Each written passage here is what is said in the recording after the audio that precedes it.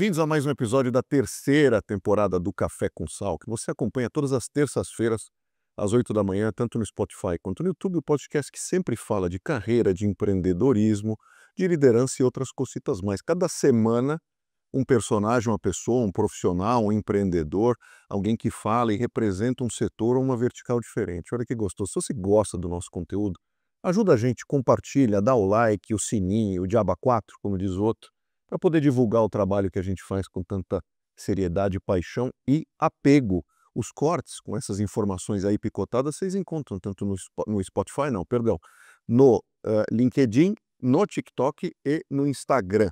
A gente aproveita também para agradecer os nossos apoiadores. Hoje estamos degustando aqui um chazinho Life Mix de cranberry com fibras. Um abraço, Daniel Pfefferbaum e equipe, pelo apoio de sempre. Quem toma Life Mix sabe que por trás desses produtos você tem nutrólogos, nutricionistas, médicos, um pessoal super dedicado à tua saúde e boa nutrição. São chás e sucos dos mais diversos, com qualidade e sabor, isso que é o mais importante. Se vocês têm curiosidade em relação a toda a linha de produtos do Life Mix, entrem no site deles, www.lifemix.com.br. A gente agradece também o nosso outro apoiador, que é o Venturos, esse instituto 100% brasileiro de pesquisa e desenvolvimento em tecnologia, que impacta o teu negócio com todo tipo de inovação possível. Você quer desenvolver um e-commerce, quer desenvolver um aplicativo, quer entrar aí nos meandros aí da questão tecnológica do teu business, fala com o pessoal lá do Venturos, que esse ano está completando 30 anos, né? 30 anos aí de tradição, tanto em Campinas, quanto em Manaus, quanto em Atlanta, nos Estados Unidos. Quem visita o Venturos fica super impactado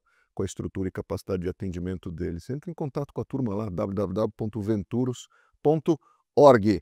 Eu chamo agora aqui ao nosso convívio um ilustre convidado, um profissional que tem uma trajetória diferente, o que a gente gosta muito, porque na vida nem tudo é linear como a gente pressupõe.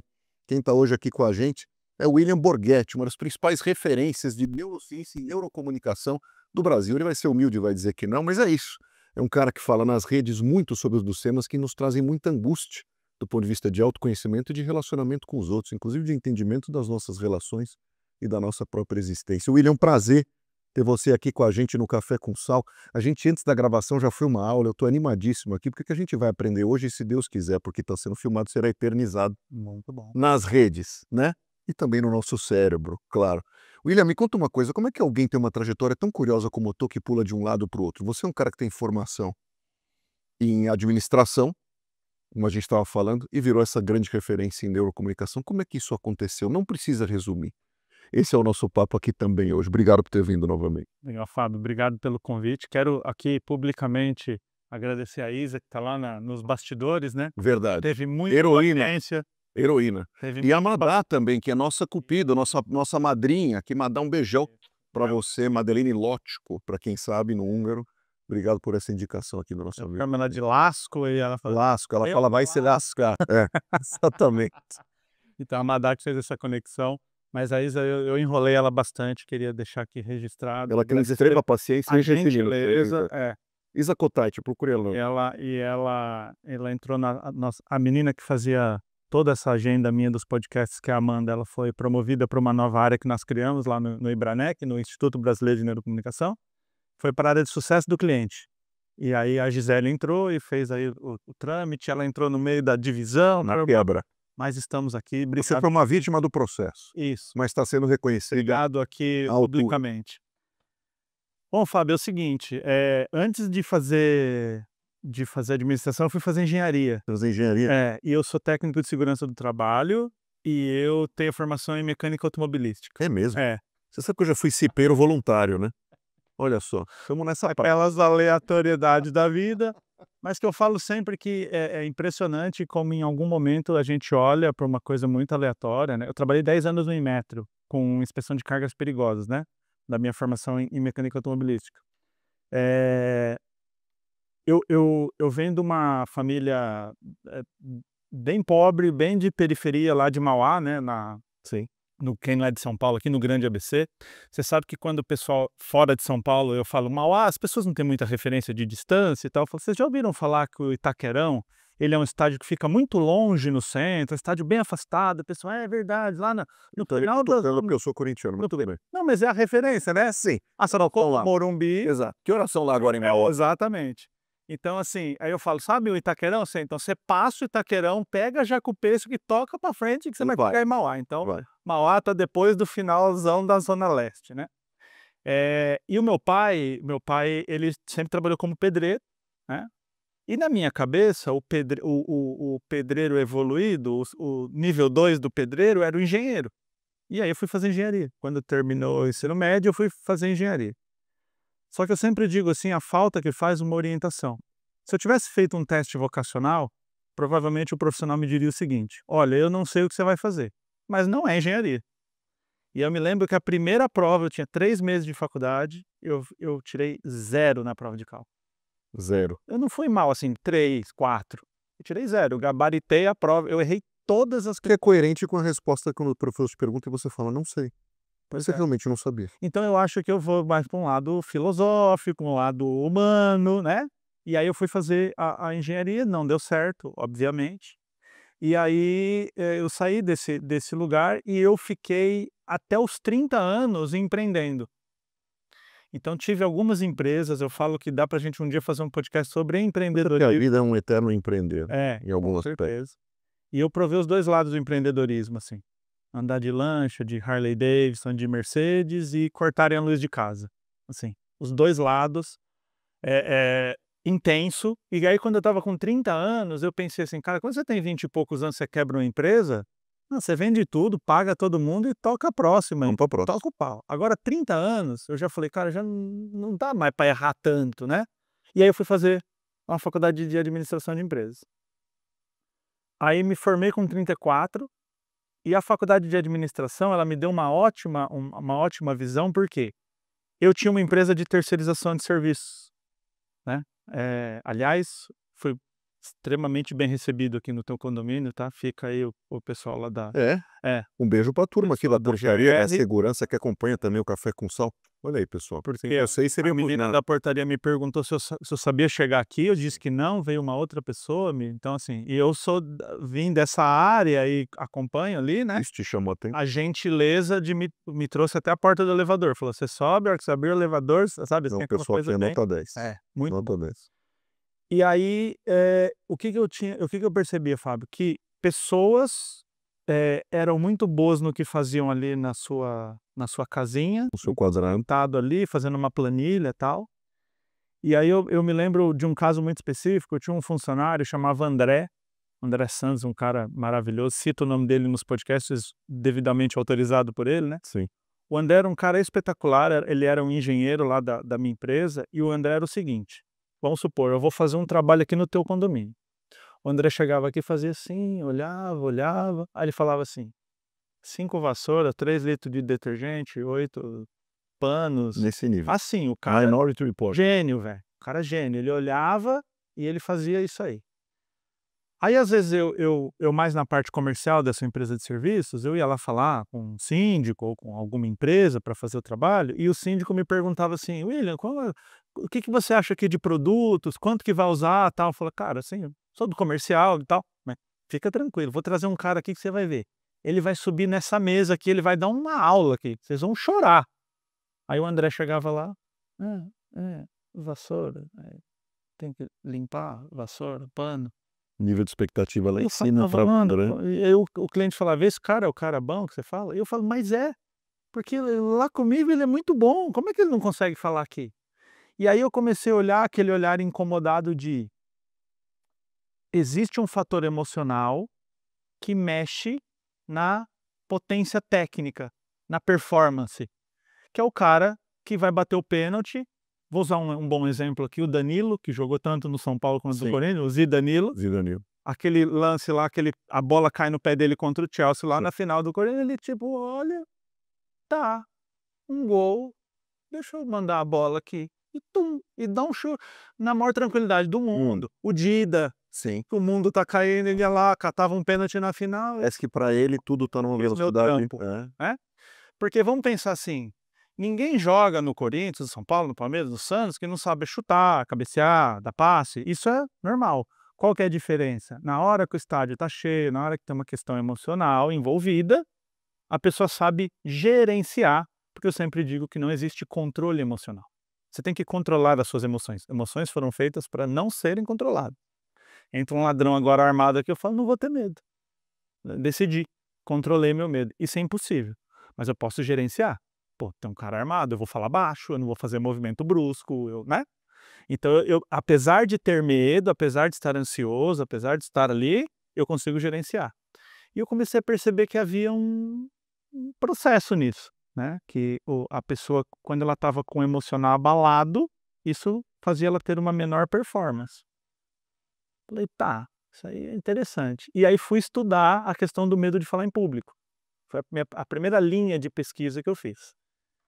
E aí fui procurar quem que fala sobre isso, quem que é bom, e fui fazer aula com o professor Reinaldo Polito. Reinaldo Polito, a maior referência ali. Um espetáculo. E o Reinaldo Polito, além de todo o nome que ele criou, a técnica, e ele ser uma pessoa e tal, ele é um ser humano espetacular. Não sei se você teve já a Não. oportunidade, mas ele é um cara maravilhoso. E quando eu entrei lá para fazer o curso, ele fazia uma rodada e perguntava para as pessoas, né: "O que você quer fazer com o curso?". Aí um advogado ia lá e falava assim: "Ah, eu quero defender melhor as minhas teses", o outro queria apresentar melhores projetos, tal. E aí quando ele me perguntou, eu falei assim: "Eu quero ser assim como você, eu quero ensinar as pessoas a falar em público, é uma coisa que me incomoda e eu quero entender por quê". E aí ele falava para a equipe dele: "Ó, eu vou falar um negócio, tira esse cara aqui, é o concorrente, né". Ele fazia essas brincadeiras, mas ele muito gentilmente, quando alguém estava apresentando, ele me chamava, sentava do lado dele, ele falava: "Ó, tá vendo ele ali, ó, a mão no bolso, ó, olha aí a posição fechada, ó como que dá para melhorar". Aí ele falava: "Faz o seguinte, faz assim, assim, assim". Aí a pessoa, assim, revolucionava, você fala: "Cara, o cara arrancou um pino da pessoa, né".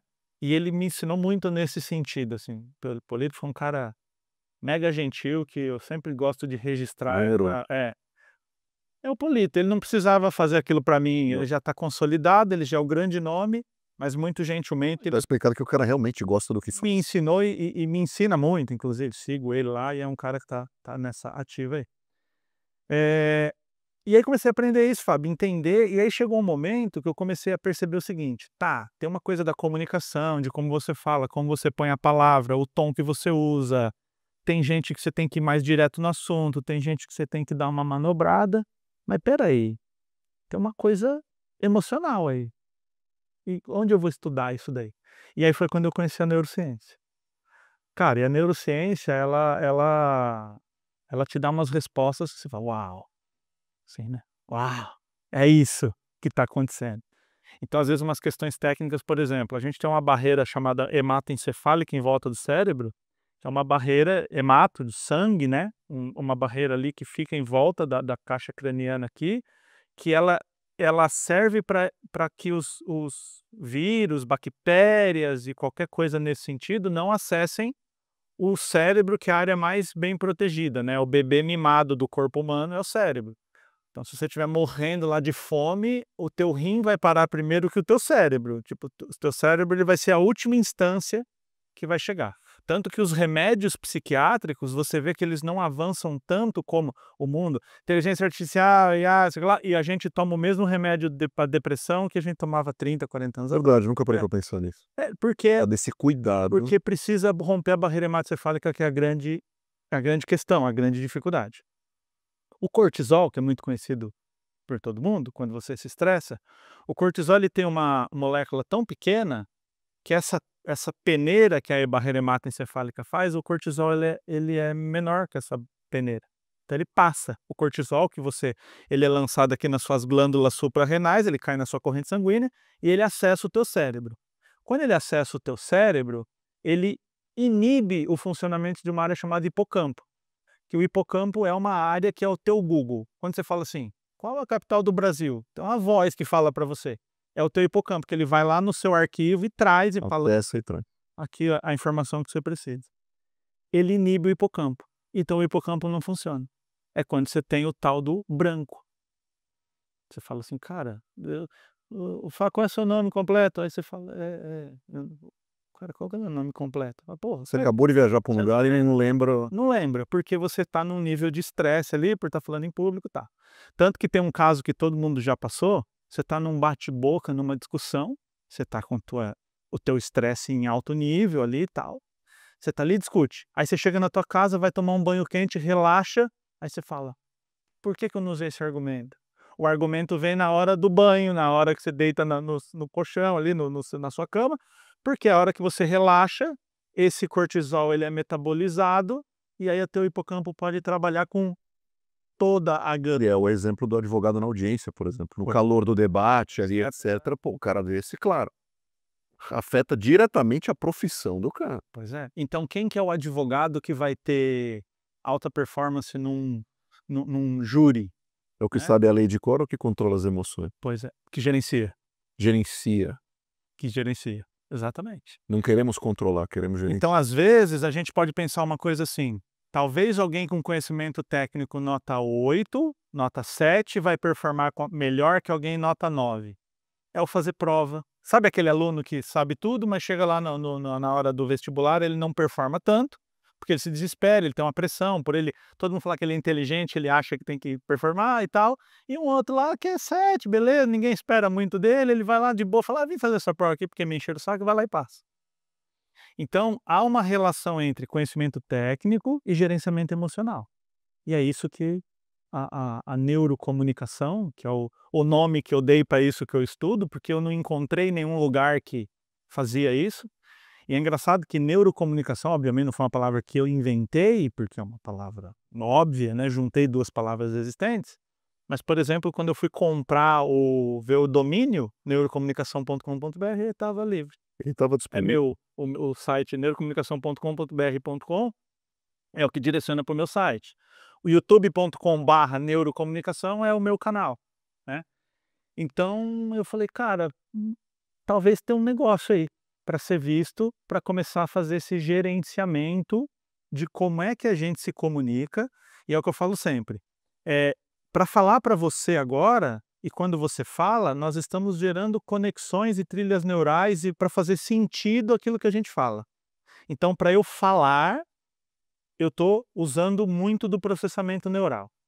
Quem está nos assistindo está usando muito do processamento neural para escutar e ter atenção e, eu me lembro dessa questão que aconteceu e se conectar com o que a gente está falando. Só que tem uma comunicação que é mais importante que essa, que é a comunicação que você tem com você mesmo. Então, por exemplo, a Madá me falou assim: "William, tem um podcast de um grande amigo e tal, quero te indicar lá e tudo mais e tal, o Café com Sal". Aí eu conto uma história pra mim assim: "Cara, Madá é uma baita jornalista, cara. E se eu chegar lá e o Fábio fizer uma pergunta que eu não sei? Nossa, e se eu queimar o filme? E se a Madá nunca mais quiser falar comigo? E se eu for lá e falar um absurdo e cair um corte na internet e eu for cancelado? E eu perder o contrato?" Porque a nossa cabeça catastrofiza, né. Eu conto essa história pra mim e meu cérebro fala: "Tá, como é que a gente age nisso? Liga lá, fala que não dá pra ir, fala que a minha avó tem karatê Fala que amanhã, tá com a micose no dedo a e não pode ir. micose no dedo", e aí você começa a se comportar baseado naquela história que você contou, que ela não existe, ela é só uma história inventada. E é só que isso te leva a ter um comportamento de esquiva. Inclusive a psicologia chama de esquiva, igual do boxe. Vem a porrada, você esquiva. Agora se eu falo assim: "Cara, se a Madá tá indicando, eu tenho certeza que é um lugar legal. Pô, e aí eu vi o Fábio na rede social, gostei, conectei, acho que os papos tem muito a ver, um monte de gente legal vem aqui, muita diversidade, o Demian Maia, né, o cara pô, O do UFC. UFC, a gente estava vendo agora o episódio com a Roberta, que eu pude ver o finalzinho, né, aliás assistam, Becker, Roberta Becker, procure aí que o papo foi muito CMO legal. da Copa Energia. Eh E aí eu conto essa história pra mim. E aí qual que é o meu comportamento? Cara, eu quero ir, eu não vejo a hora, nossa, hoje é o dia de eu ir lá e trocar essa ideia e tal. Então, tem a comunicação com o outro, tem você ouvir, mas a história que você conta pra você, como você se comunica com você, também faz toda a diferença. E é nesse momento que a tua comunicação é capaz de mudar o teu próprio comportamento. Eu trabalho com recrutamento, mas também atuo muito no ambiente de mentoria de carreira. Uhum. A gente vive hoje, a gente estava conversando muito disso antes, né, os dramas da humanidade, tem alguns que são realmente eternos. Claro, né, mas claro, tem uns do próprio tempo. quando a gente fala do microtempo, do momento atual, imediato, a gente está num momento de mundo e de mercado de certas incertezas objetivas. É tarifaço, é Rússia e Ucrânia, é Israel, Hamas, é Trump, é Lula, é Milei, é Maduro, enfim. E aí você tem as questões econômicas que diretamente afetam a gente aqui no mercado de trabalho. Fora as questões de angústia e ansiedade, que a gente vai falar muito disso, e dessa catástrofe antecipada que aparece na nossa cabeça, e de alguma forma você está ensinando a gerenciar ou a identificar, muita gente vem falar comigo para desenvolver, de alguma forma, o que eu chamo de gerenciamento de percepção do mercado em relação ao perfil delas. Como se portar no LinkedIn, que discurso fazer de mercado, como construir um storytelling de carreira verdadeiro, porém que crie conexão com quem está do outro lado, né? Então, muito do meu dia a dia tem a ver com transportar, de alguma forma, uma autoconsciência, um autoconhecimento de quem eu sou, o tamanho que eu tenho e o que eu entrego, para que, ao identificar isso, eu possa performar melhor numa entrevista, captando um cliente no mercado, vendendo o meu perfil na internet sem parecer venda, ou seja, trazendo conteúdo de qualidade, que é o que também você faz, etc. Isso é, de alguma forma, o que você está trazendo aqui para a gente, de um mergulho importante de não só se conhecer, mas de regular e identificar as suas capacidades e comportamentos, também para a performance funciona isso? Maravilhoso. Desculpa Sim. essa volta Não, na mas rotatória. maravilhoso. E sim, porque assim, ó, existe uma teoria científica, lá, quem quiser ler mais, né, se aprofundar mais, porque obviamente a gente não tem como explicar tudo, mas chama teoria da mente. Então a teoria da mente basicamente é, eu em tempo real, o meu cérebro ele lê o que está acontecendo aqui e eu vou me adaptando ao que está acontecendo. Então, por exemplo, bom, eu cheguei num lugar que eu não conheço as pessoas, eu estou num lugar novo, eu tô aqui na bolinha de meia, como a gente diz lá em Mauá, né, tô aqui, cheguei tranquilo e tal. Aí você me recepciona e já faz uma brincadeira, e já conversa e tal, e fala do Corinthians e tudo mais, aí eu falo: "Tá, acho que dá para soltar aqui uma brincadeira de futebol, porque eu já vi que o Fábio falou e tal". E aí eu vou lendo esse ambiente e vou fazendo as devidas adaptações. O contrário disso é chamado de rigidez cognitiva. O que que é rigidez cognitiva? Eu sou um relógio parado. Eu vou acertar a hora 2 vezes por dia. Então, se eu for sempre um cara com a cara fechada, tem momento que isso vai me facilitar, mas nos outros todos, ele não vai me facilitar. Que é às vezes aquela pessoa da equipe que ela não consegue se adaptar. Porque e assim, a única certeza da vida é a incerteza. Quando a gente fala assim: "Me projete você daqui 5 anos", eu falo: "Meu amigo, eu estou tentando resolver hoje. Se eu resolver minha agenda de hoje até 6 da tarde, eu já estou bem contente". Porque pensa alguém em 2020, em setembro de 2020, tentando pensar 5 anos para frente, com os familiares morrendo Eu e quero ficar vivo. eu só quero ficar E vivo. passar álcool nas compras. Na batatinha e abrir É, a porta com o cotovelo, né.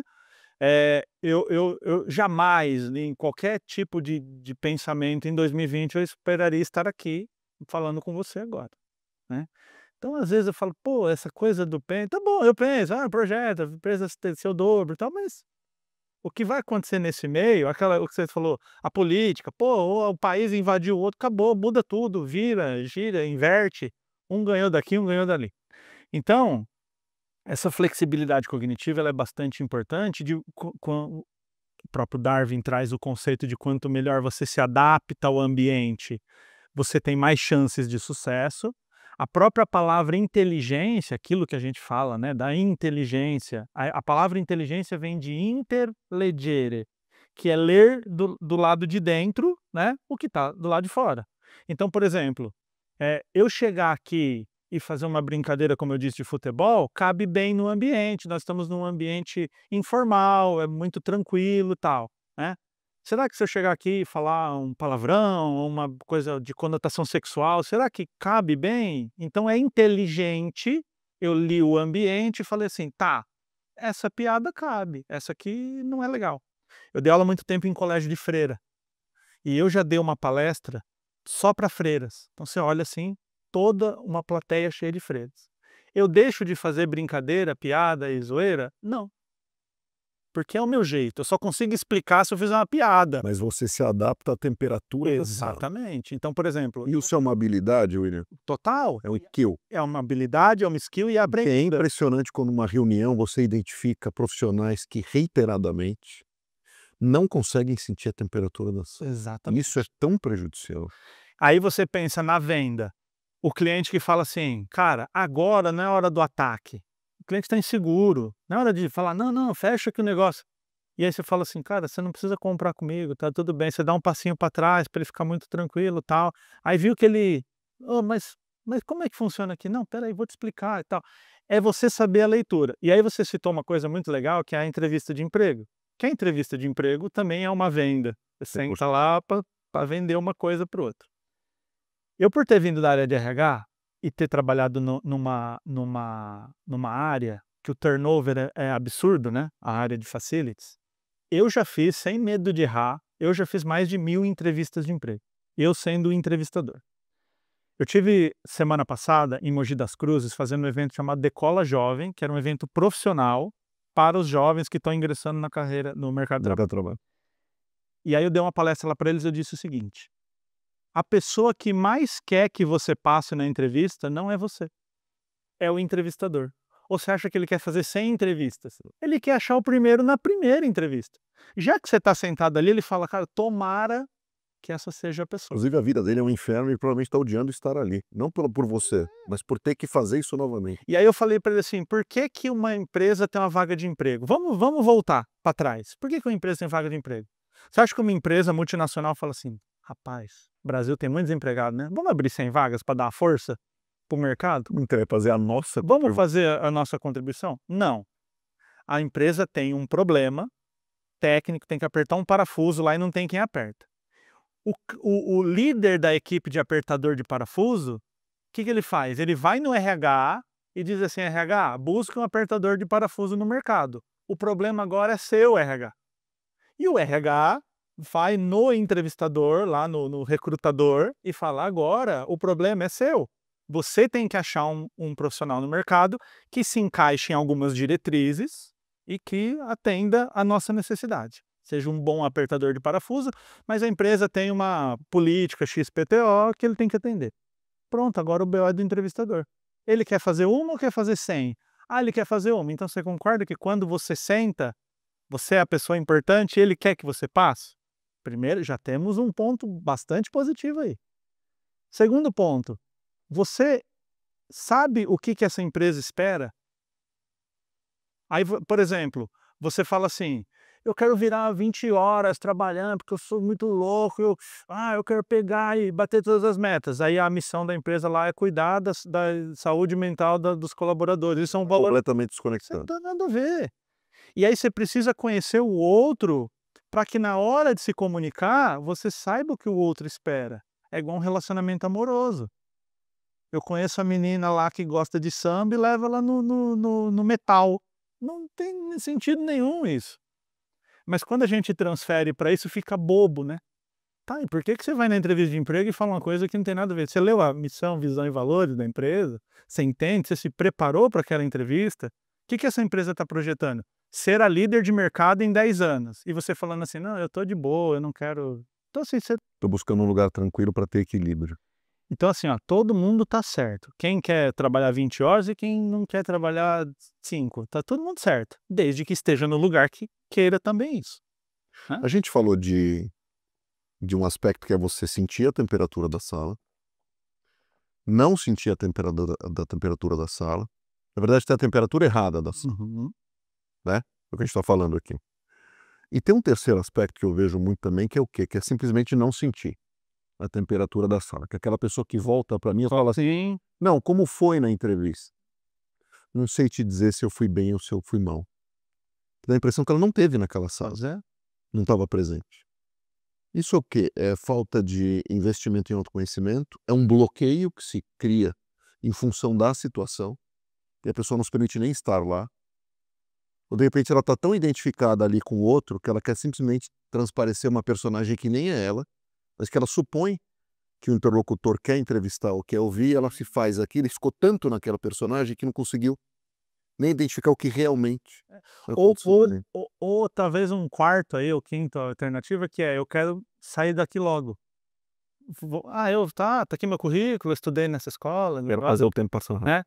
E aí caímos, só um parênteses antes de responder a tua pergunta, caímos naquela velha máxima do RH que é as pessoas são contratadas por questões técnicas e demitidas por questões comportamentais, né? Então, a pessoa que faz essa entrevista e não sabe, faltou a ela, por exemplo, também perguntar ao entrevistador as dúvidas dela. Porque lembrando, a empresa não está te fazendo um favor em te contratar. É uma relação comercial, é uma relação empresarial. A empresa precisa querer que você trabalhe e você precisa querer trabalhar naquela empresa. Então, assim, você tem que perguntar: como é que funciona isso? Isso aqui é importante?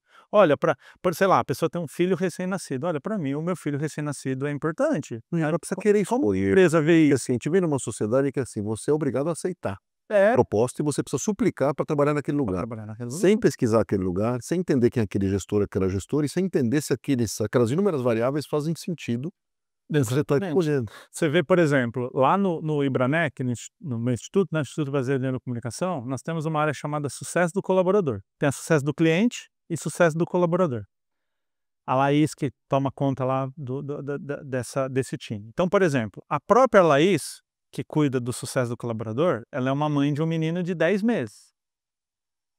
É, é utópico, é infantil eu achar que o trabalho dela comigo é mais importante que o filho recém-nascido dela. É utópico, é bobo pensar isso. Exatamente. Na hora da bola dividida, o filho vai ter prioridade. Então, o que a gente definiu e as nossas contratações elas vão para essa linha. Contrata o comportamental, a pessoa que está na febre de fazer aquilo funcionar. O técnico, a gente ensina. Faz um curso, dá uma aula, dá uma apostila, a pessoa aprende. Ninguém aprende comprometimento, motivação, essas coisas não se aprende, essas coisas a pessoa vem para fazer, né. Do outro lado, eu tenho a Amanda, que é do meu sucesso do cliente, inclusive que foi que começou o processo aí com a Isa. A Amanda é o seguinte, ela é mãe de uma adolescente, ela passou os perrengues de uma mãe de adolescente, e ela veio me procurar e falar assim para mim: "Olha, eu tinha muitos perrengues com a minha filha, e eu vendo o teu conteúdo eu consegui estabelecer uma conexão com ela, e hoje a gente tem uma relação muito boa, partindo das dicas que você deu das ferramentas. Eu quero trabalhar com você". E naquele momento eu não tinha como contratá-la. Aí eu falei assim: "Ah, agora não dá, eu acho muito legal isso e tal". Ela falou: "Não, mas você não está entendendo, eu não quero salário, trabalho de graça, porque o que você faz é muito maravilhoso e tal". Eu falei para ela: "Ó, eu não posso usufruir de uma mãe agradecida em benefício próprio". Não vou conseguir dormir com ele. Exato. Vamos fazer o seguinte? Você não quer cuidar dos meus clientes e eu te comissiono em cima do que você Resultado. fechar, do resultado? Ela falou: "Tá fechado". Aí a gente conseguiu depois estabelecer o fixo, os benefícios, o convênio e tal, Aos e a poucos coisa acomodou. a coisa foi se melhorando e hoje tem uma parada muito legal. Mas assim, cara, eu vou usar a Amanda como exemplo aqui, eu nunca vi na minha vida uma pessoa atender o cliente igual a Amanda. E qual que é a parada?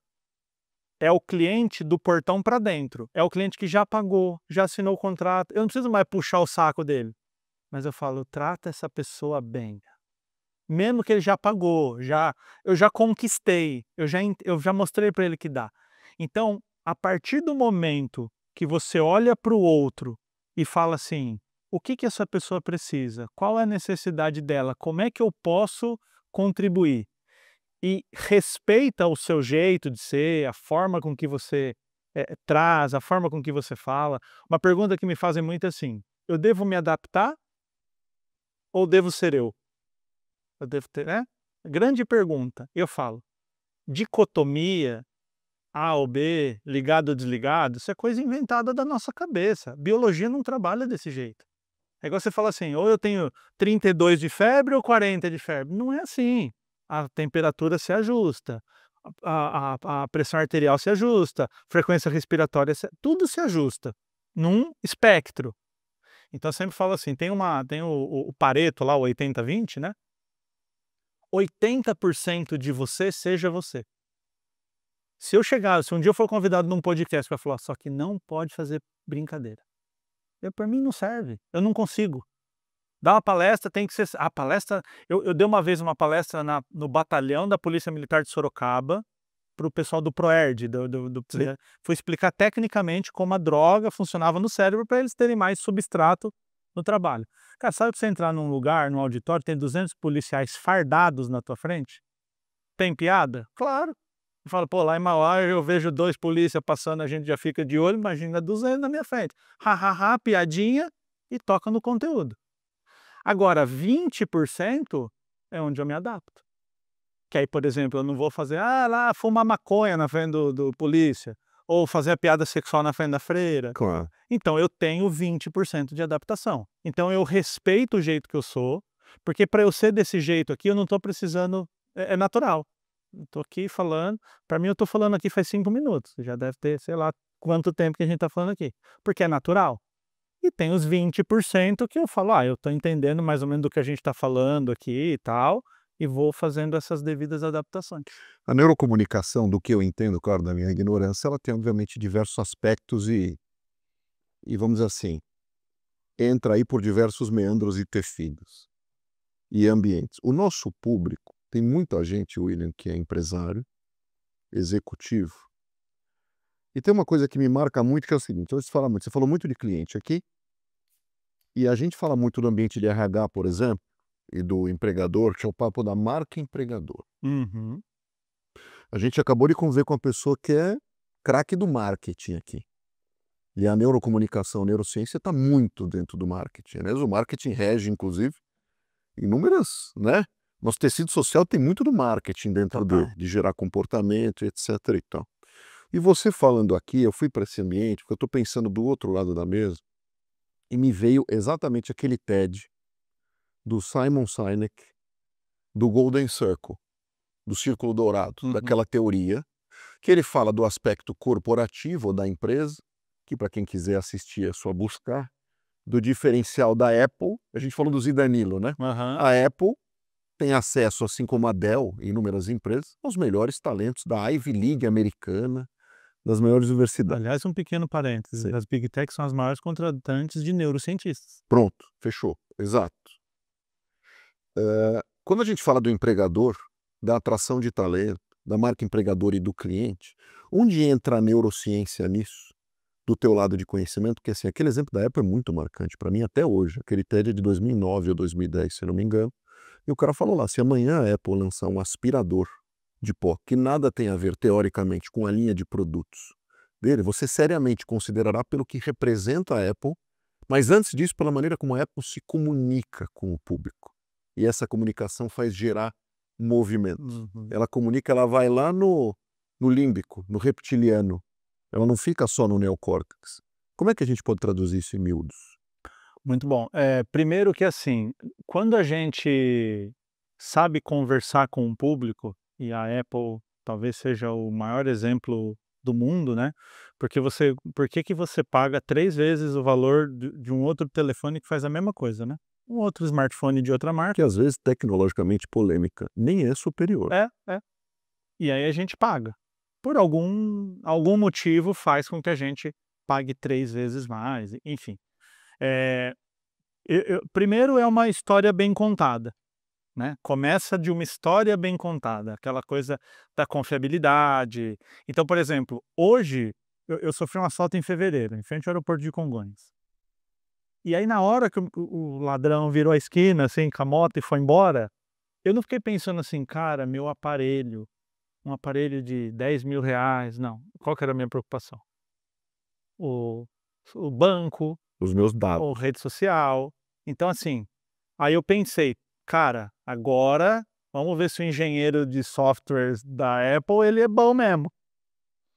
Aí eu estava com a mochila estava com o notebook na mochila, e era um MacBook, então eu estava no mesmo login, eu entrei numa padaria, falei que fui assaltado, o cara me deu uma força lá, eu abri, conectei na internet e fiz o bloqueio do iCloud em 5 minutos, depois do assalto.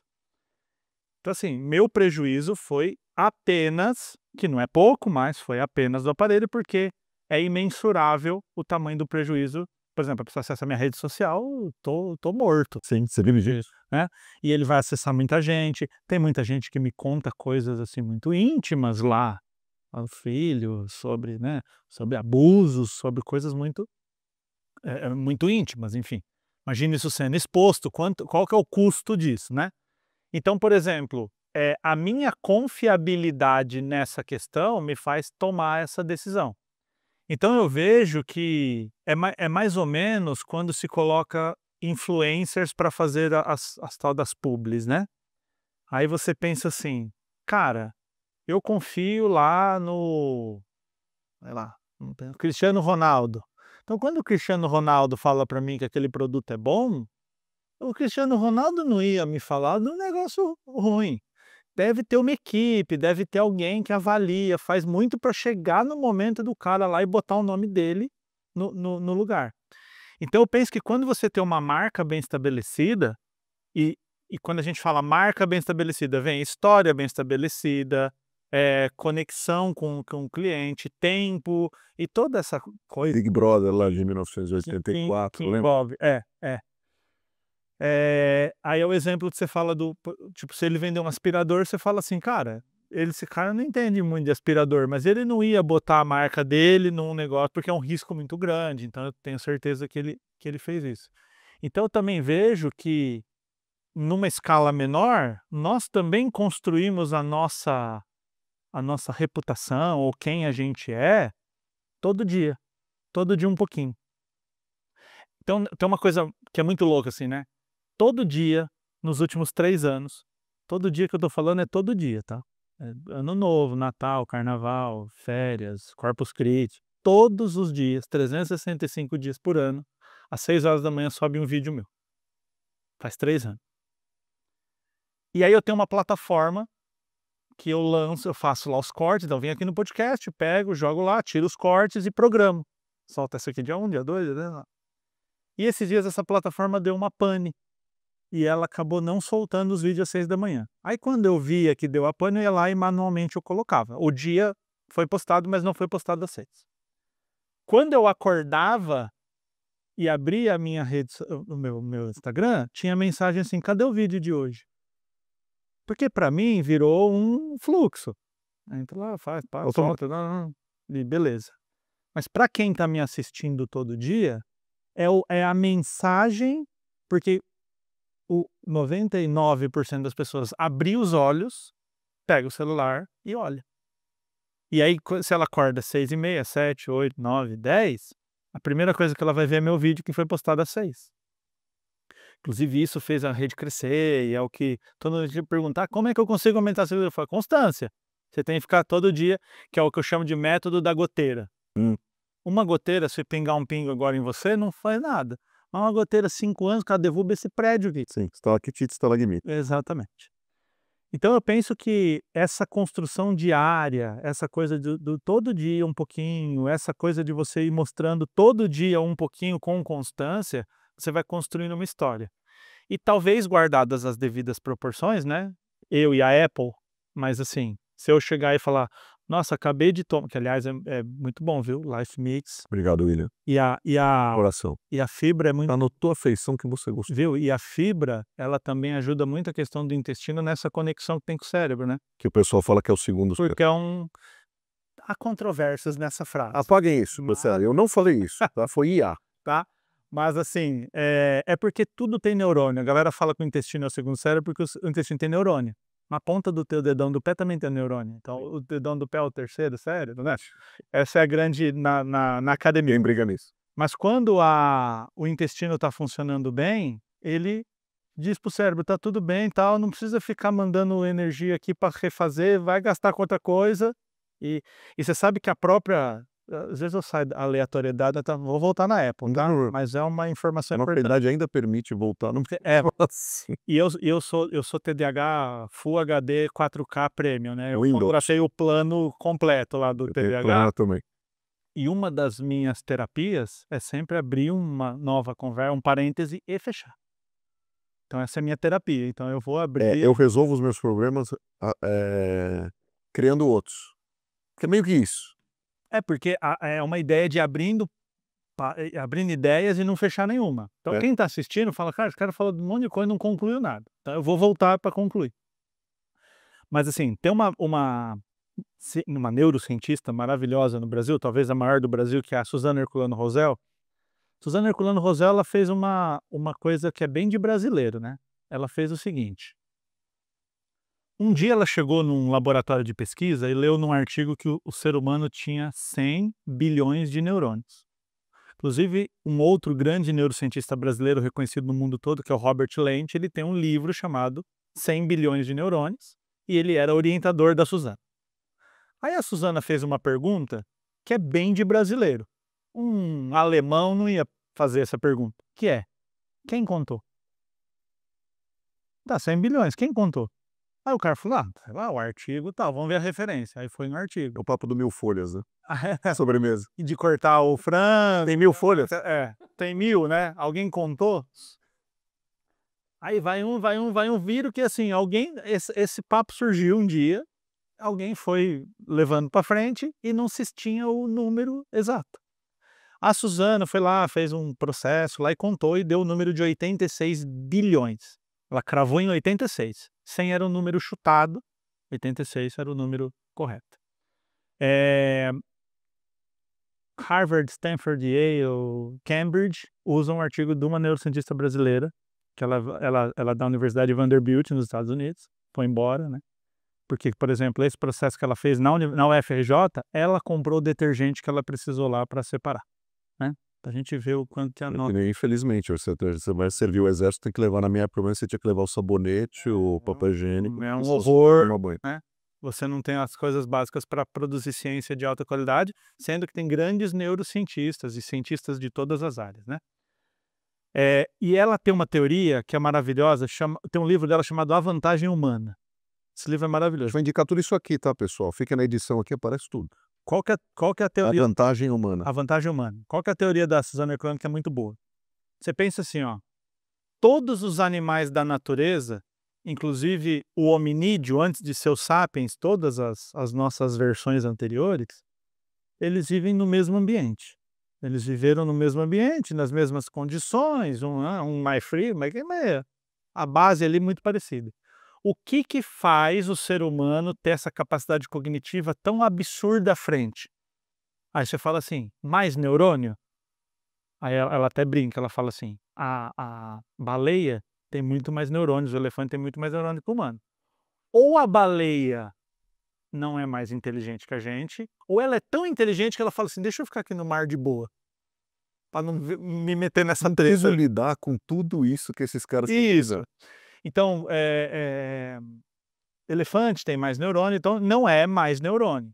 Aí você pega assim, então é mais neurônio por um determinado centímetro quadrado. Concentração de neurônio? Concentração, não. Porque tem outros animais que têm mais concentração, são menores e têm mais concentração. Então o ser humano ganha na concentração numa área específica que é o córtex. Isso fez o ser humano evoluir para esse momento. Mas aí alguém mais atencioso vai falar assim, tá, mas por que a girafa, eu tô vendo uma girafa ali, por que a girafa também não evoluiu? Porque o ser humano, a cabeça foi aumentando. Tem uma brincadeira na internet que é maravilhosa. Quando a gente faz assim, a minha cabeça ocupa, sei lá, 50%, 60% dessa área aqui. Um bebê recém-nascido, se você faz assim, a mãozinha dele fica exatamente o tamanho da cabeça. Encaixa. Ou seja, a proporção cabeça-corpo, ela é diferente no ser humano. O ser humano tem a cabeça muito grande.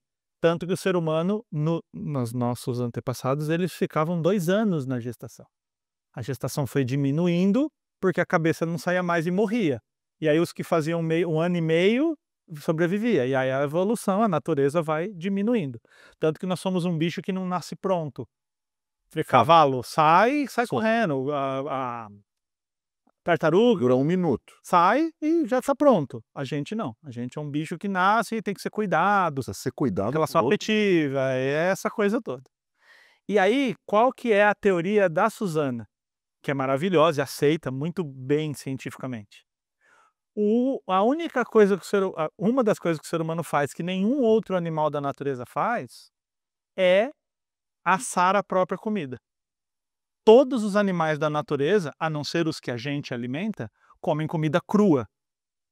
E quando você come comida crua, você precisa de uma quantidade muito maior de energia para digerir aquela comida. Quando você assa a comida, o calor quebra a fibra, é como se você começasse uma digestão externa antes de comer.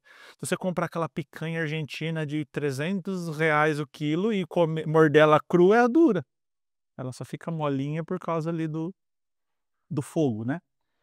Então, sobrou energia para o cérebro evoluir em outras coisas, porque na digestão ele não precisava. Então, olha, eu fiz tudo isso para falar da fibra aqui do nosso Life Mix, porque exatamente essa saúde intestinal, e a fibra é bastante importante, ela também contribui com a saúde do cérebro, porque tudo é um sistema, né? Vou voltar lá na Apple, tá? Só para eu não... Oi, não entendi. No negócio da Apple, da marca lá. Sim, é. Você está falando de fibra, eu estou levando fibra para outro lugar também, que tem alguns significados para fibra, né? E você tocou muito no tema adolescente.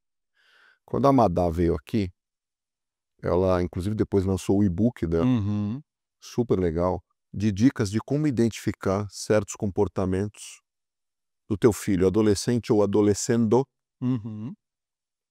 na internet, os perigos disso tudo e dessas conexões.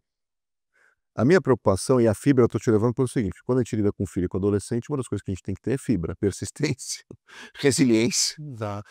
paixão, cuidado e saber se reinventar. E de alguma forma se conectar com esse ser que está passando por constantes mudanças o tempo todo. De hormônio, você sabe melhor do que eu. Tudo. De tudo, né? Quais são os principais desafios hoje que batem à tua porta quando a gente fala de conexão de pais ou adultos com esses adolescentes ou esse público jovem, novo? E como a gente se conectar melhor com eles num universo que é completamente diferente do nosso, né? Porque para ter algum tipo de comunicação, né, a gente precisa ter conexão, né? Perfeito. Agora, a dificuldade é criar tal conexão num mundo que para nós crescia em PA e para ele dá-se a impressão, você vai me corrigir se eu vou falar se eu estou certo ou não, cresce em PG, e a gente tem dificuldade de acompanhar isso. Muito mais difícil. Então, por exemplo, penso nos meus pais, a impressão que dá olhando para trás, o que mudou? Os canais de televisão eram mais ou menos os mesmos, o telefone era fixo, precisava chegar num lugar para ligar, a mídia que eu consumia era ou via televisão dos mesmos canais ou mídia impressa também dos mesmos lugares, mudava estilo musical e gíria, e aquilo já era um escândalo. O estilo de roupa. Exato. Mas hoje é muito diferente, né? Que tipo de problema bate hoje na tua porta para tentar solucionar um pouco dessa ponte que parece cada vez mais distante? Essa é uma questão interessante, porque assim, ó, quando eu chego num grupo de adolescentes, segundão lá do médio, molecada de 15 ali, 16, e pergunto assim: se você pudesse apertar um botão que resolvesse um problema dos seus pais, que problema você resolveria? Aí eles assim, 40, 50, 100, 1000, já palestrei para 1000 adolescentes. A imensa maioria responde o seguinte: eu queria ser mais ouvido. Ok? Aí quando eu vou dar uma palestra para os pais, aí eu pergunto para centenas ou milhares de pais, se você tivesse um botão do seu jovem, o que você queria? Aí eles falaram assim: ser mais ouvido. Aí você pergunta para os professores, qual que é o grande, assim, a grande dor do professor hoje? Ser ouvido. Aí eu pergunto: todo mundo quer ser ouvido, não? E tá todo mundo falando? Não fecha essa conta. Todo mundo quer ser ouvido, mas ninguém quer ouvir, pelo jeito, porque tá todo mundo falando. Então, existe uma ideia, eu faço até um exercício aqui, Fábio, para que os seus filhos são adolescentes? Meu filho tem 11. 11. Que já é adolescente, eu vou te contar daqui a pouco por quê. Me lembra Obrigado por constatar, porque eu estou sentindo. essa daí. Para quem está nos assistindo é o seguinte: imagina que você vai fazer uma prova, um Enem, ok? Um Enem, onde as perguntas serão: quais os gostos musicais do teu filho? O que ele pensa sobre política? O que ele pensa sobre sexualidade? O que ele pensa sobre sociedade? O que ele pensa sobre economia, inflação, eleição? Essas coisas que a gente senta aqui e debate. Quanto você que está aí na sua casa acha que tiraria no Enem sobre o teu próprio filho? E aí quando eu faço essa pergunta para uma plateia, você vê aquela carinha de gol contra. Fala assim: acho que 2.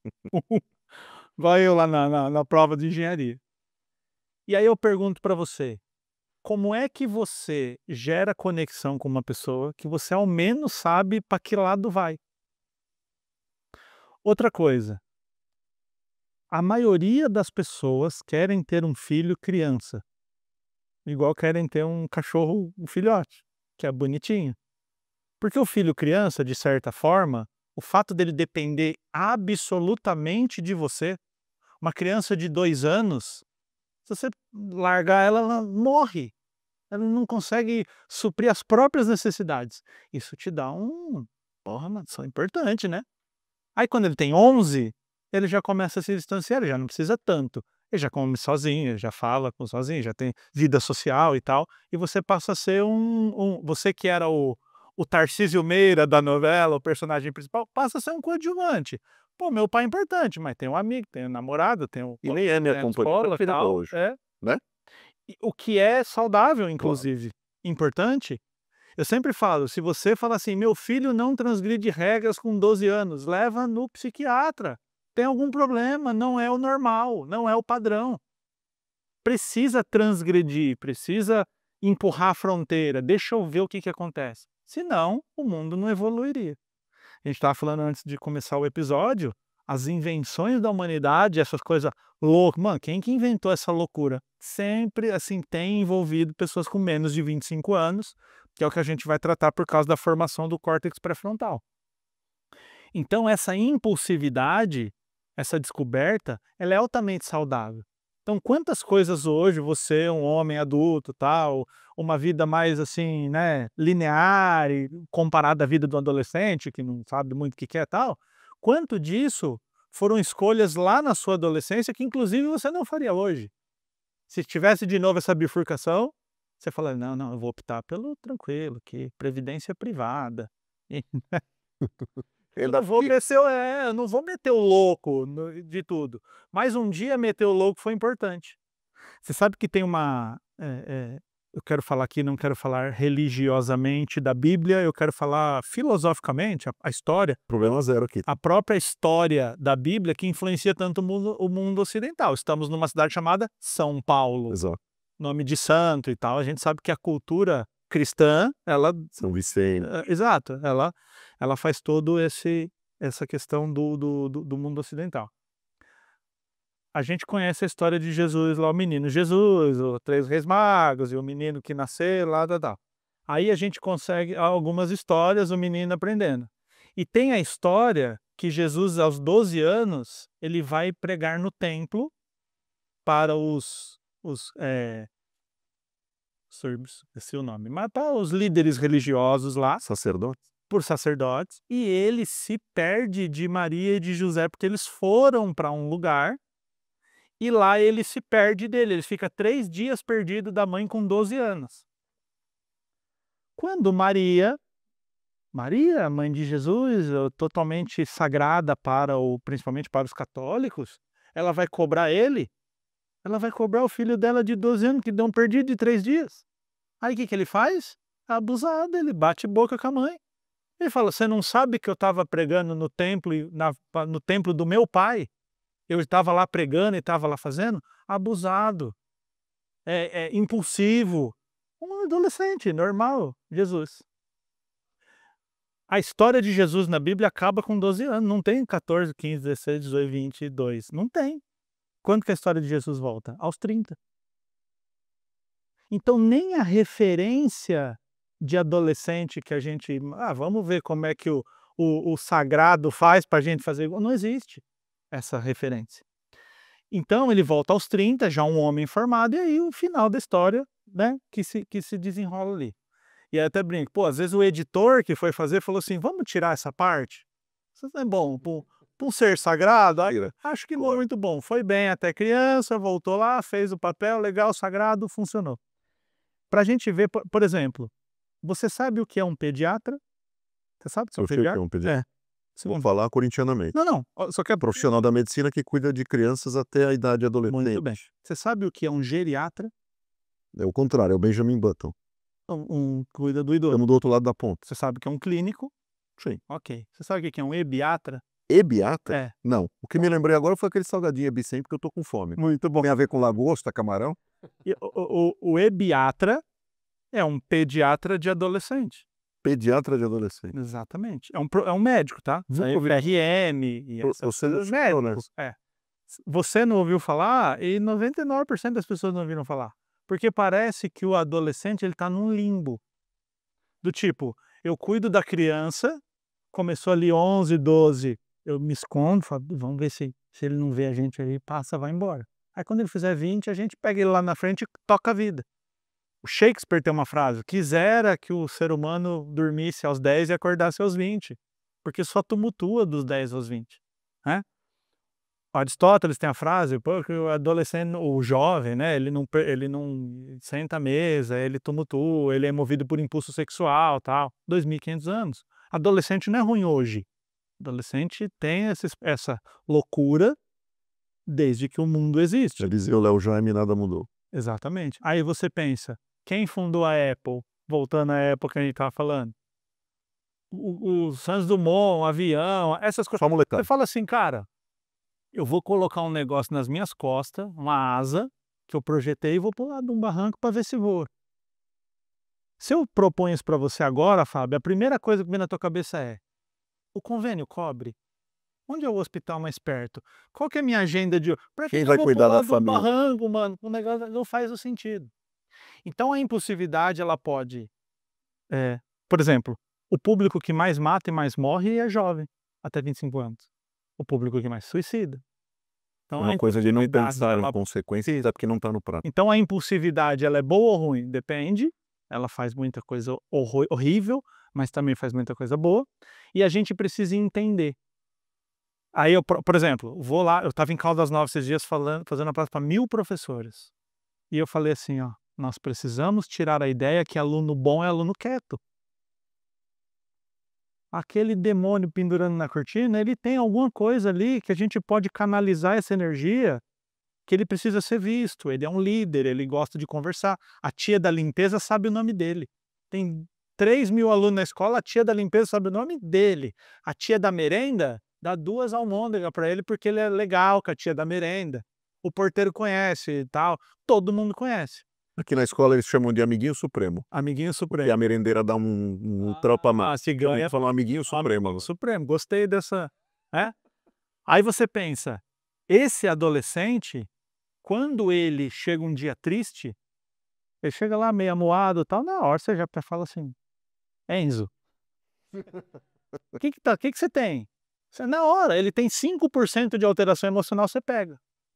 Aquele aluno quietinho, ele tá tendo isso aqui, ó, de alteração emocional, e a gente não pega. Porque não está manifestando. Ele não está manifestando. E outra coisa, na minha cabeça social, olha que menino bom. Ou que responde tudo certinho. Ele Mas que talvez não faça as melhores perguntas. Ele tira nota, ele não falta, ele não levanta a voz para nenhuma professora, tal, então ele é o aluno bom. E o moleque pendurado na cortina é o aluno ruim. Então, quando eu saio desse lugar e falo assim, existe um processo na biologia chamado homeostase. Então, homeostase é o funcionamento perfeito. Então, por exemplo, imagina uma faixa, temperatura corporal, 40 graus de febre ruim, 32 ruim. A faixa é a faixa perfeita. Frequência cardíaca em repouso de 60 a 100, 110 em repouso ruim, 30 ruim.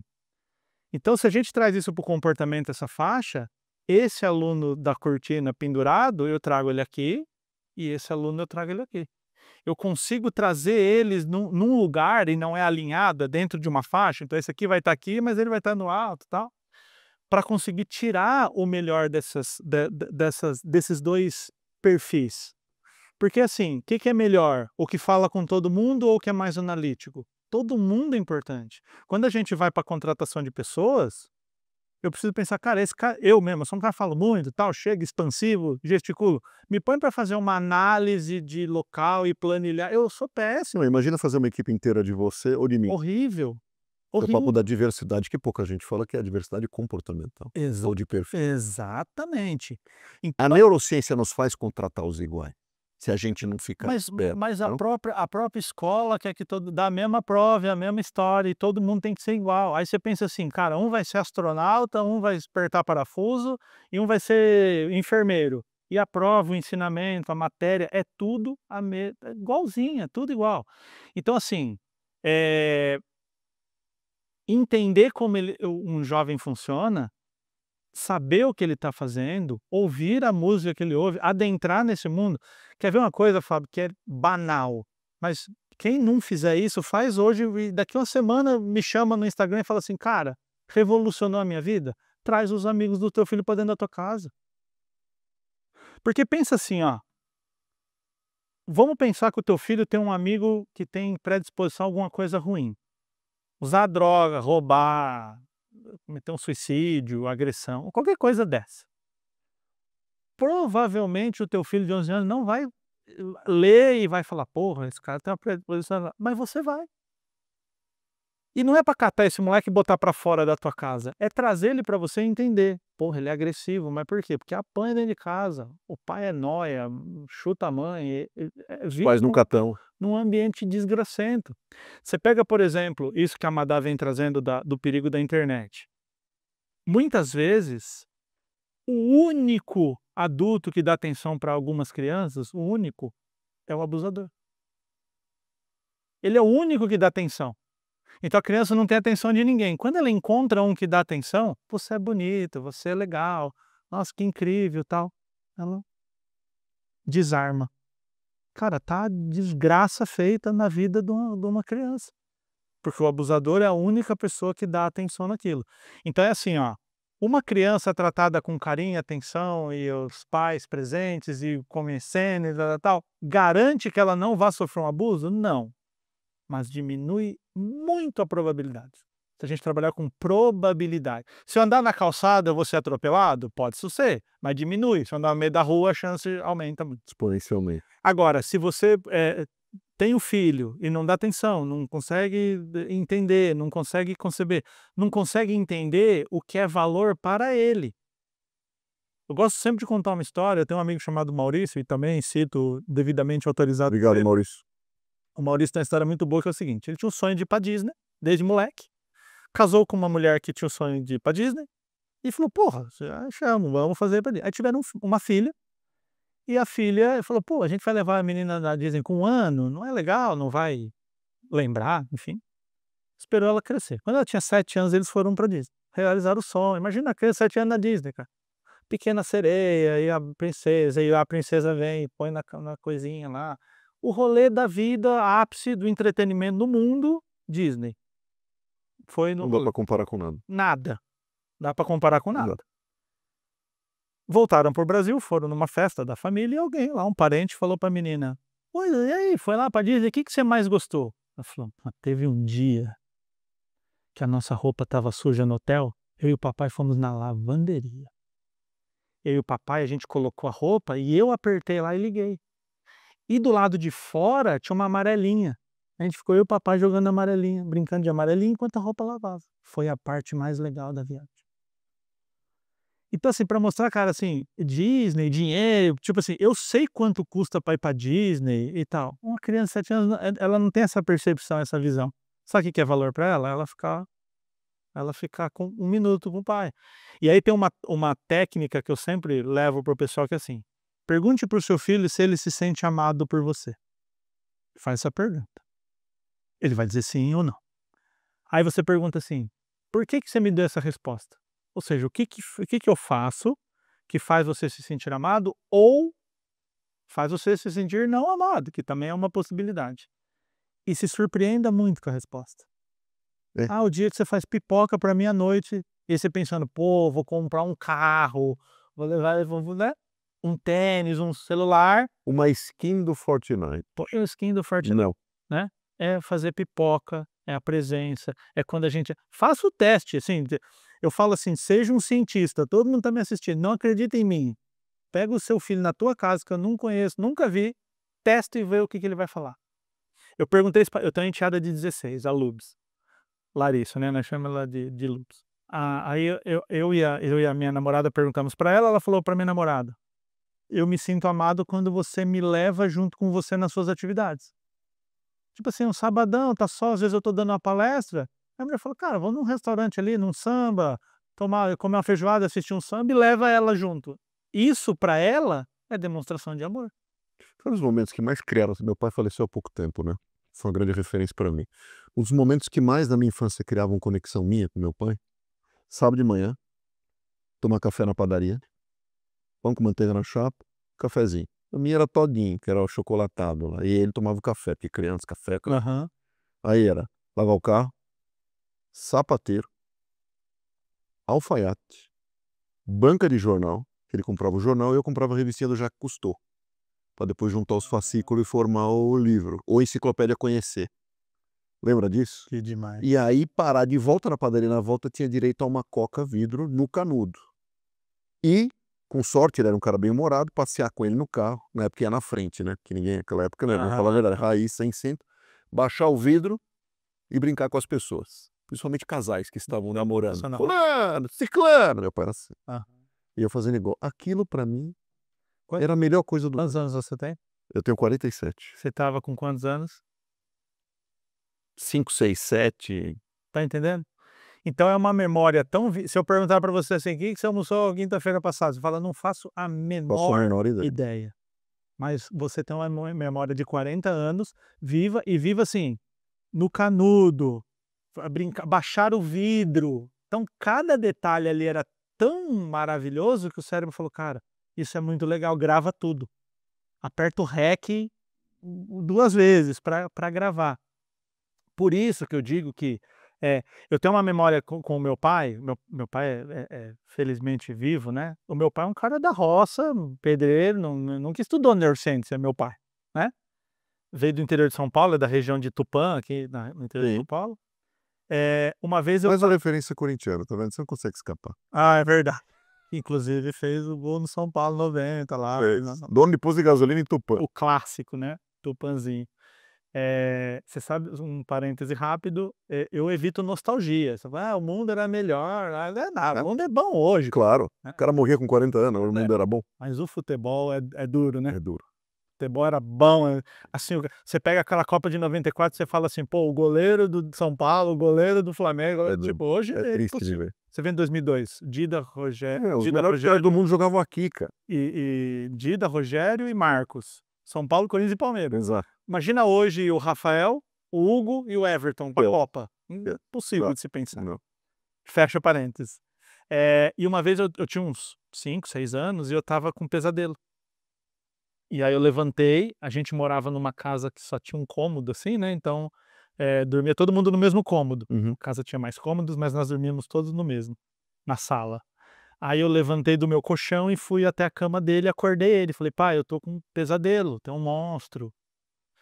E meu pai, um cara chucro, meu vô foi a pior desgraça no mundo, foi meu vô, o Chicão, pai dele, que batia, não tinha nada. Então meu pai foi criado do pior jeito que você possa imaginar.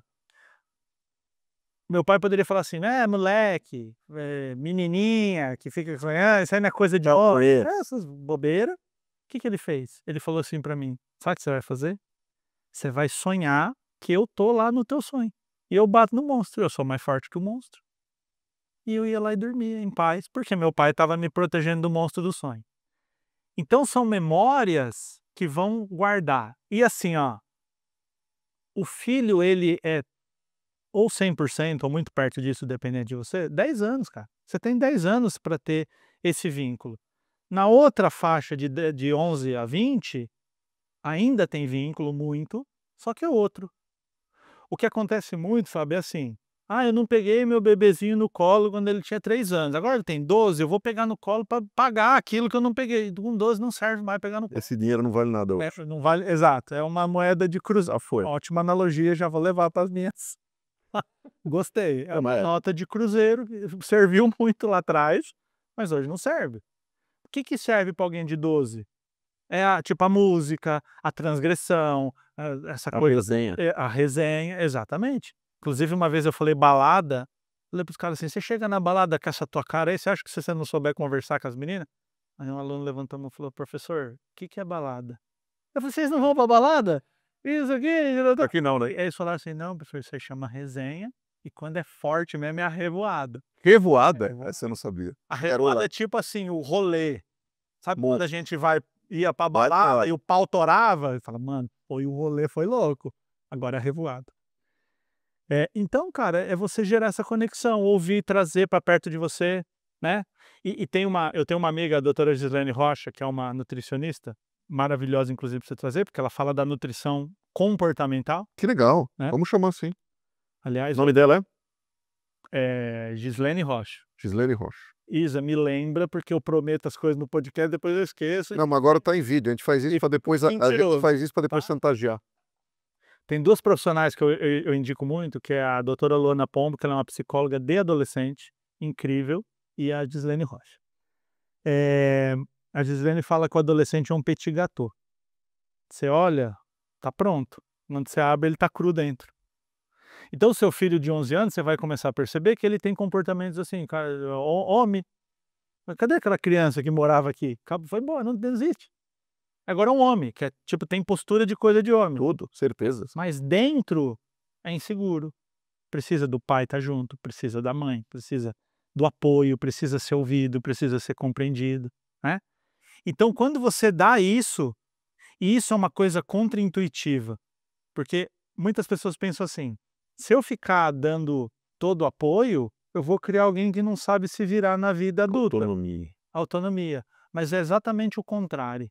É alguém que está tão bem estruturado, que a hora que o peso da vida adulta vem, a pilastra está bem estruturada. Diferente daquela criança, se fosse assim, toda criança abandonada era um baita adulto, né. E a criança abandonada, ela tem umas noia na cabeça, porque, cara, é complicado. Claro. Então essa formação. E esse cérebro, para você ter uma ideia, você falou assim, né, aquela que você falou assim: "Ah, meu filho já tem 11 e já demonstra coisas de adolescente". Tem um processo chamado poda neuronal, que é uma poda igual de árvore. Então você tem uma árvore, você está criando roseira, você Uhum. quer rosas. Aí você tem lá 10 rosas, uma roseira tem 10 rosas, murcha, média, e aquela ali tem 3 bonitas. O que que eu quero? Eu prefiro 3 bonitas do que 10 murcha.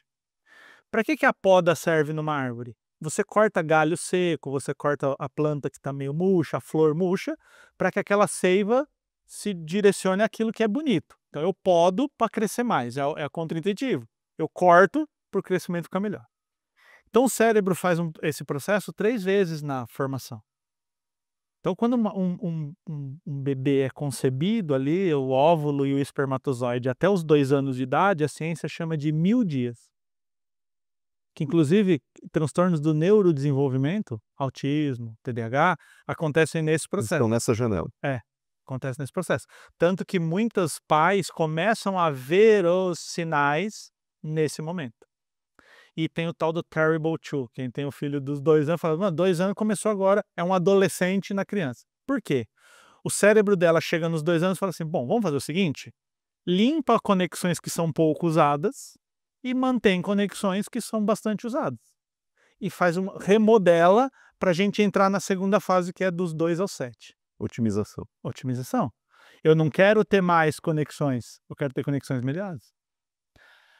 Agora você imagina uma criança que é criada numa casa com pai, com mãe, se alimenta bem, dorme quentinho, tem apoio de todo mundo ama, tem a vovó, tem não sei o quê, tem brinquedo, tem estimulação, faz inglês, faz judô, vive num mundo legal. E uma criança lá na Palestina, tomando guerra, bomba na cabeça, na Ucrânia, vendo o pai ser despedaçado numa bomba. O cérebro é igualzinho. Se botar os dois na mesa, você não sabe quem é quem. Mas o estímulo que o ambiente está dando, nesse primeiro momento até os 2 anos, é diferente. Uma criança de 2 anos, ela anda, ela fala, ela come, ela faz um monte de coisa, mas tudo ruim, né? Então ela vai comer, ela põe a colher no olho, ela anda, Derruba a comida no chão. né, vai pintar, só pinta a mesa, né?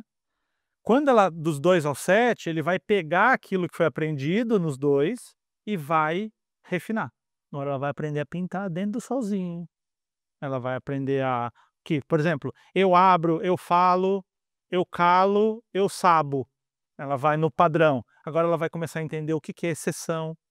O próprio conceito de abstração, que é diferente de fantasia, né? Fantasia vai, eu posso voar, tal coisa que não existe. Abstração é o que que é liberdade? É um conceito abstrato. Sim. E você começa a entender agora, nessa fase até mais para o final, assim, valor do dinheiro. Você pega 10 notas de 2 e dá para uma criança, ela prefere do que uma nota de 100, que mais nota é mais dinheiro, então ela ainda não entende o conceito. Quando ela vai para os 7 anos, ela vai conseguir entender mais esse conceito de abstração, e aos 7 anos, e que fique muito claro e registrado aqui, a adolescência não começa aos 7 anos, mas aos 7 anos acontece a segunda poda neuronal, que agora vai preparar o terreno para a adolescência, para a puberdade, para a reprodução.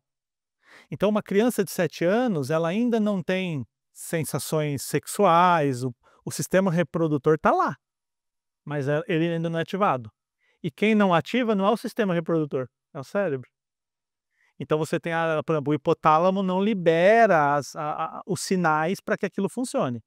Só que o cérebro já começa assim, a gente precisa ser mais importante socialmente. Essa rejeição é mais perigosa. Como é que eu me visto? Então você pega o seu filho com 3, 4 anos e põe a roupinha de dinossauro dele, vai no mercado, ele acha incrível. Tá ótimo. Você põe no 8 anos e morre de vergonha. Sim.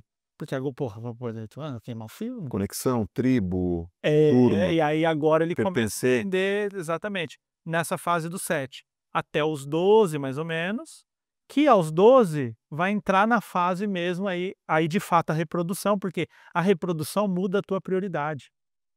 Se a tua prioridade era ser cuidado pela mamãe, isso era importante, agora você precisa ser interessante socialmente. Destacar-se também perante o grupo. Pois, total. E aí você quer se vestir mais ou menos como todo mundo ali, porque a rejeição, a própria sobrevivência da espécie, a rejeição vai contra isso, né? Claro. Se você for rejeitado, você não reproduz. Como é que você passa seus genes se você não se destaca perante o grupo? Adiante. Pois é. Aí eu sempre falo, às vezes alguém chega para mim e fala assim, William, um dia do nada, meu filho com 12 anos era adolescente. Eu falo, não é do nada.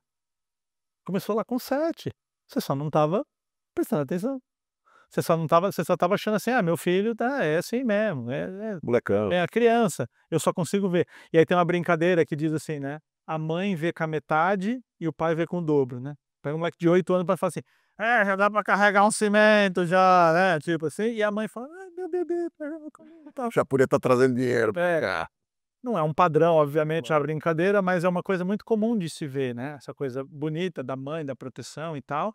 Vira e mexe. E Né? no Falar pai isso. Não, ele se garante. né. Deixa ele. Não, ele se vira. Não, como assim? Então, e aí é o equilíbrio, de você pensar que alguém com 11 anos precisa ter cuidado, tem um pezinho na infância, mas também precisa ter autonomia, estímulo, de falar assim: "Cara, 11 anos já dá para lavar a própria roupa. 11 anos já dá para decidir o que quer comer, com quem que tá fazendo, ter responsabilidade", né.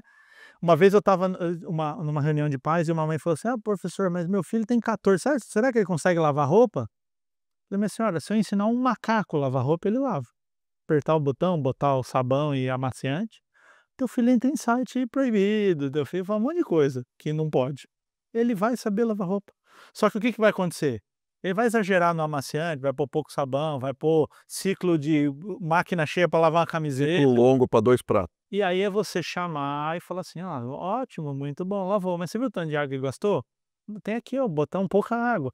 E ajustando. O que que tendencialmente a gente faz? Você trabalhou o dia inteiro, você tá cansado, aí você vai ensinar teu filho a fazer arroz, ele queima o alho, você fala: "Mano, vai pro Deixa teu que o pai, quarto". você vai lá descansar. Toma teu banho, deixa que o pai faz. Isso, deixa que eu faço. E esse deixa que eu faço, transforma alguém que não sabe lidar com os próprios problemas.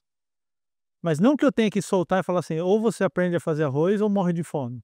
Eu ensino, é a rodinha da bicicleta. Eu vou ficar de rodinha, daqui a pouco o arroz já tá uma papinha, tal, mas já dá para comer. Vai embora, solta, tira a rodinha e coloca para rodar. E aí nos traz aquela ideia que é a seguinte: Todo mundo conhece uma pessoa de 40, 50 anos inútil. Inutilidade não é coisa de adolescente. Verdade. E aí, quando você vê esse adulto inútil, que não consegue resolver os próprios problemas da própria vida, não sabe se locomover, não sabe comer sozinho e tal, pode olhar e analisar e seja um cientista quem está nos assistindo. Tem alguém que faz por ele. Meu irmão, o cara na guerra lá, Até hoje. o cara fala assim, ó, 3 dias sem comer. Fala ali tem arroz, alho, cebola e óleo. Eu duvido que ele não aprende a fazer um arroz Exato. com 3 dias sem comer. Mas enquanto alguém faz, a Susana Herculano tem uma frase célebre que ela diz assim: "O cérebro nunca vai aprender algo que alguém faça por ele". É óbvio, é uma frase para lá de óbvia, mas a gente às vezes não para pensar. Então, estimular uma criança e um adolescente a fazer as coisas é um sinal de amor. Porque parece que fazer por a superproteção, ela parece um ato de amor, sabe a dona Florinda Sim. protegendo o que parece bom, Tesouro. só que quando o tesouro cai no meio da molecada, ele não sabe se virar, ele não Exato. sabe resolver os próprios problemas. Eu tenho um método chamado ALE, Aí né? ele pega a bola e vai embora. Exato. Amor, limite e estímulo. Então você demonstra o seu amor, pergunta se sente amada, determina os limites. Limite não é para ser um cavalo para você chutar. O limite é, no jogo de futebol, por exemplo, quando a pessoa está aprendendo, fala assim, ó, você pode cometer falta para parar o jogo. É do jogo. Só que daquela linha para lá, chama pênalti. Daquela linha para cá, chama falta. A pessoa que sabe disso, na hora de tomar a decisão, isso ajuda ela, porque o limite está bem estabelecido. Discernimento. Se ela não tem o limite bem estabelecido, então, por exemplo, pensa que o teu filho está andando na rodovia que tem 4 faixas. Ele mudar da 1 para 2, da 2 para 4, da 4 para 3, não deixa mudar. Ah, quero pintar o cabelo de uma tinta que sai, quero não sei o quê, quero uma camiseta de um não sei o quê. Muda de faixa. Quero fazer aquele negócio aqui, o corte. O risquinho, né? Aí você viu que ele foi para o acostamento, alerta, cuidado, não se anda no acostamento. Tá indo para o barranco, você tem que ser o guarda-reio. Não, não, não. Barranco não. Esse é o limite. Barranco não dá. Ah, eu vou ter 15 anos, quero fazer uma tatuagem. Cara, tatuagem não dá, é uma coisa irreversível, uma coisa que, né, não dá. Mas aí, o que eu sempre falo, às vezes a gente troca essas ideias e eu falo assim, se eu travo tudo, eu perco a argumentação. Não, você vai fazer o risquinho, mas tatuagem não dá. E fecha o canal também. E tá, vamos aqui, vamos fazer um pelo outro, né? Ou ter algumas sensações, tipo assim, quer sentir? Por exemplo, a minha enteada um dia, ela gosta muito de crime, de true crime, né? Ela assiste um monte de série lá. É engraçado que ela fala assim: assisto série de psicopata para relaxar, né? E o algoritmo também não te deixa em paz. Exatamente. Então ela gosta muito e tal. E aí, eu estudando neurociência, ela pergunta: por que o psicopata faz isso? Como que é o cérebro? E começa a fazer essas perguntas. E ela falou assim: eu quero fazer psicologia. Falei: legal. Liguei para uma amiga, Karina Pirró, psicóloga, falei assim: escuta, você não passaria com ela um dia, assim, ela acompanhar um dia de um Uma psicólogo? degustação. E ela, inclusive, ela recebeu, trocou ideia, levou até num podcast, ela deu entrevista no podcast, a minha enteada deu, né? Então, assim, amanhã, ela está no primeiro ano do médio, né? Mas quando ela estiver na formação ali para entrar na faculdade, pelo menos ela vai falar assim, cara, eu fui lá e me senti bem naquele lugar, ou não me senti bem. Ter experiência, ter o estímulo, ter... Então, é preciso que a certeza de saber que a gente está ali. Tanto que no dia que a gente fez minha namorada fez a pergunta para ela, se ela se sentia amada por mim.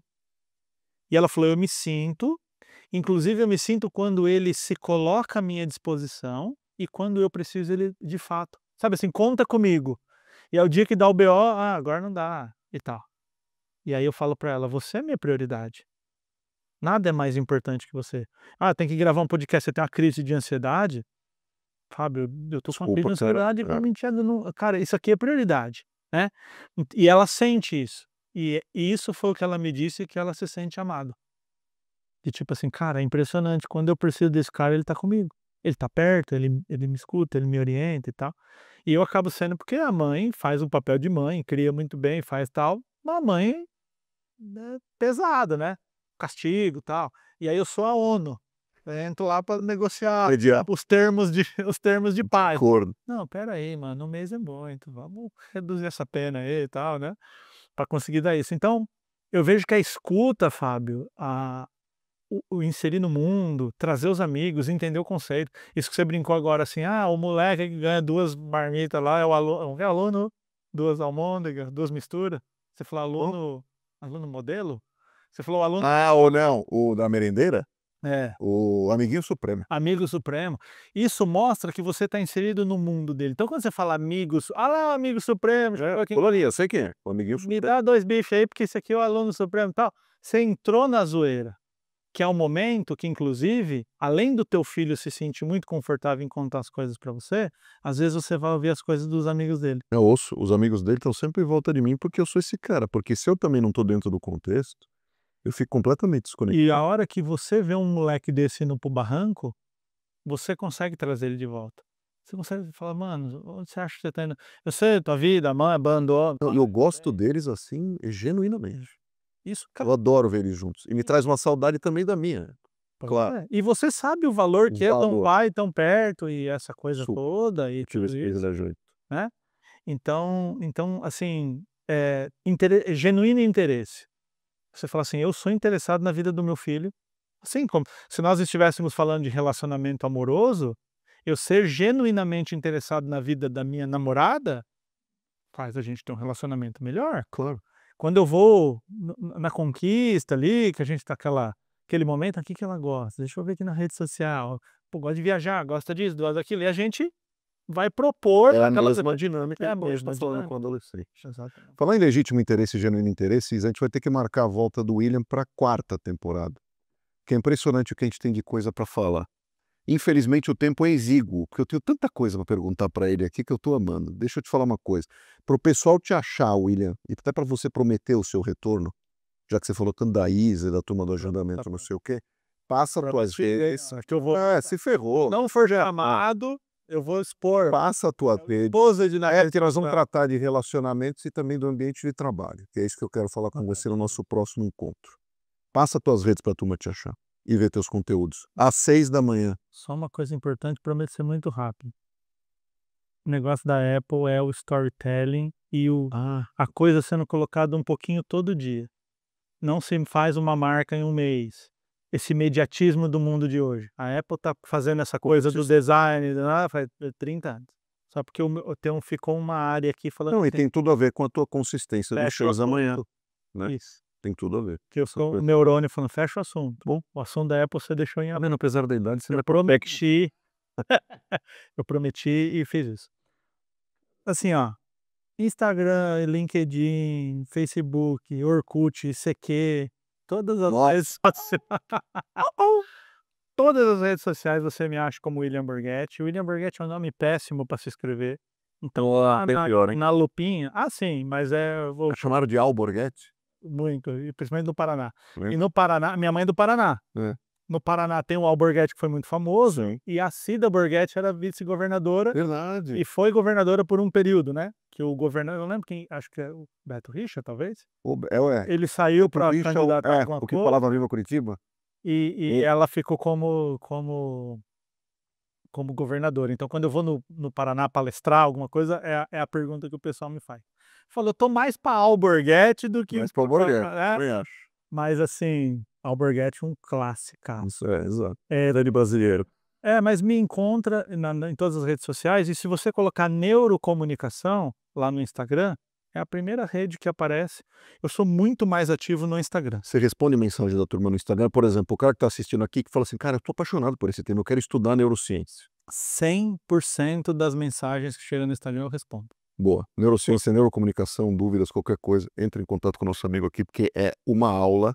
Eu, infelizmente, vou ter que encerrar nosso episódio, mas eu tenho tanta coisa para perguntar para ele, eu não vou fazer isso fora do ar, porque eu quero compartilhar com vocês. Então já fica aqui a dica que, se Deus quiser, na 4ª temporada, esse homem voltará, tá?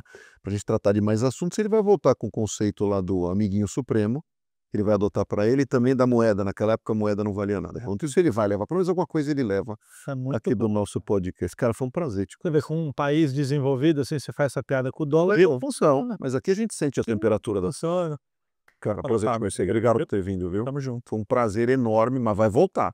Com certeza. Espero que vocês tenham gostado, pessoal. Uma E tem delícia. enrolar a Isa dessa Sem vez. enrolar a Isa, coitada. Enfim, mas ela é resiliente. É isso aí. Ela passou uma adolescência sólida. Muito. Aprendeu o valor da resiliência. Espero que vocês tenham gostado, pessoal. Aqui foi uma delícia. Passou que eu nem percebi. Vocês podem acompanhar nosso episódio e sempre os nossos episódios, todas as terças-feiras às 8 da manhã. Se você tem paixão por neurociência, neurocomunicação, os temas, né?